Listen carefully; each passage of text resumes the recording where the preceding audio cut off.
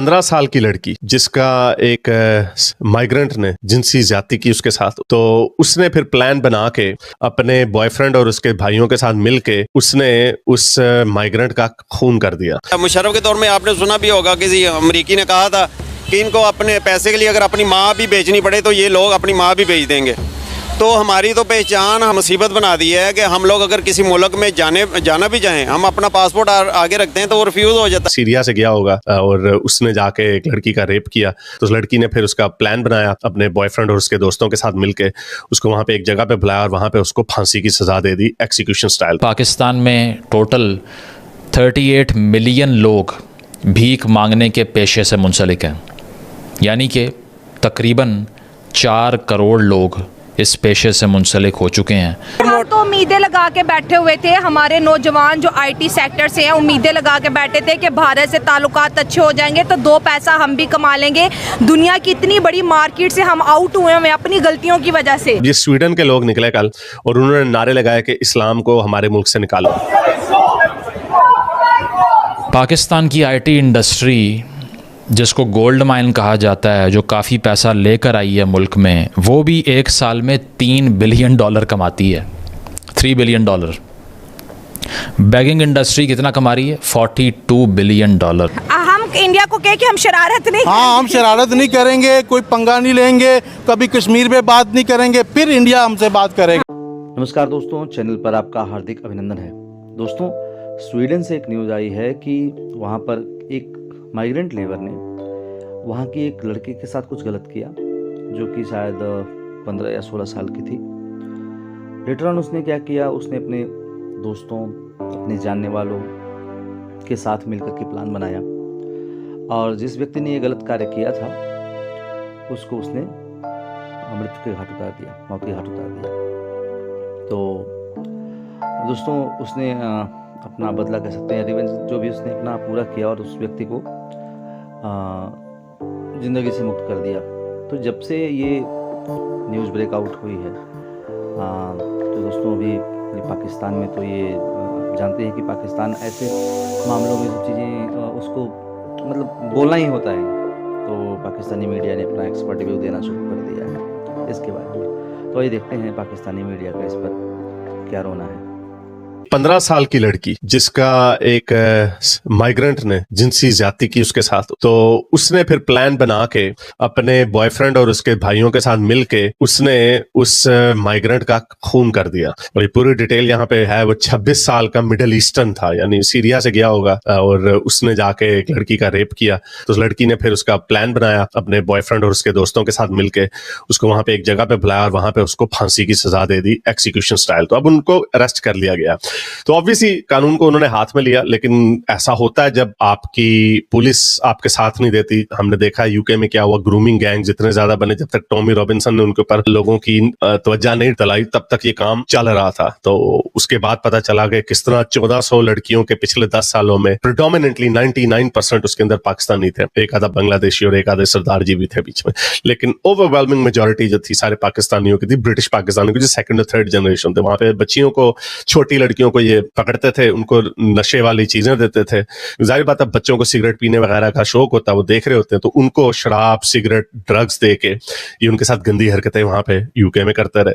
तो ये इधर भी यही काम करते हैं। रोज खबर आ रही है, अभी कल किसी अफगानी ने रेप किया एक ब्रिटिश लड़की का। अब तो हमें इस तरह की वीडियोस भी मिल रही हैं। ट्विटर पे आप फॉलो करें तो आपको नजर आएगा कि किस तरह ये जहाँ के दुकानों में उनके सामने अपनी तलवार निकाल के अपने साथ खेलने लग जाते हैं। मैं वीडियो यहाँ पे दिखा नहीं सकता, सारे माइग्रेंट्स। एक पाकिस्तानी की वीडियो बड़ी वायरल हुई थी कि एक घर में खिड़की के ऊपर आके, खिड़की के सामने आके उसने मुश्तजनी शुरू कर दी और वहां पे उसका फवारा भी निकल गया और वो लड़की ने पूरा फिल्म किया। तो इस तरह की हरकतें वहां पे हो रही हैं और जिसकी वजह से अब आप ये देख सकते हैं कि किस तरह वहां पे हर जगह पे इनके खिलाफ नारे लग रहे हैं। अब ये स्वीडन के लोग निकले कल और उन्होंने नारे लगाए कि इस्लाम को हमारे मुल्क से निकालो।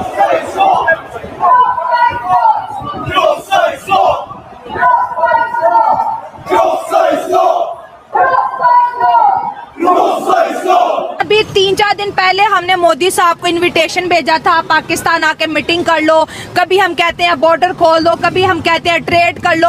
हम उनके पीछे पीछे हैं और वो जब चाहे, जैसे चाहे, जब चाहे हमारे साथ खेल रहे हैं, हमें जवाब दे रहे हैं, हमें स्नैप कर रहे हैं। बहुत ही कहते हैं ना कि बड़े स्ट्रेट किस्म के डायलॉग पाकिस्तान के लिए इंडिया बोल रहा है। और हमारा जो फॉरेन ऑफिस है, चुप एकदम, जैसे जुबान है ही नहीं है, कान है ही नहीं सुनने के लिए। कैसे बोलेंगे भाई, ये कमज़ोर हैं, ये कैसे बोलेंगे, ये बोल ही नहीं सकते। मैंने कहा है ना, किसी भी मुआहदे पे उनसे पूरे नहीं उतरे। हमेशा उन्होंने इनसे बात करना चाहिए, डायलॉग करने चाहे, इंडिया हमसे बात करना चाहता रहा। अब नहीं करता क्योंकि अब वो थक चुका है। हाँ। भाई किस लिए, अब तो हमसे अपने नहीं बात करते, घर वाले नहीं करते।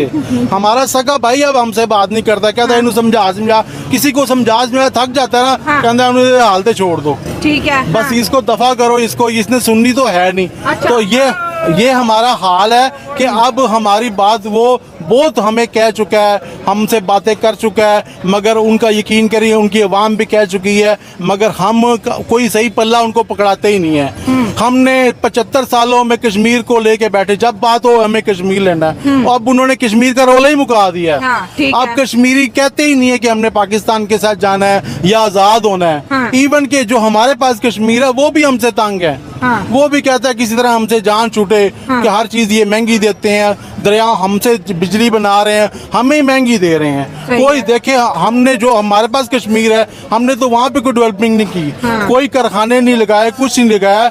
तो हिंदुस्तान हम बकारियों से कैसे बात करेगा? अब वो बहुत आगे निकल चुके हैं और ये इसलिए बात नहीं करते कि भाई अब किस मुंह से बात करें। एक बंदा आपको बुलाए 10 दफा, हाँ। तो आप जाओ ना और हीले बहाने करो, तो फिर आपको जी अब मुझे बुला लो। अब आपको कैसे बुलाएगा?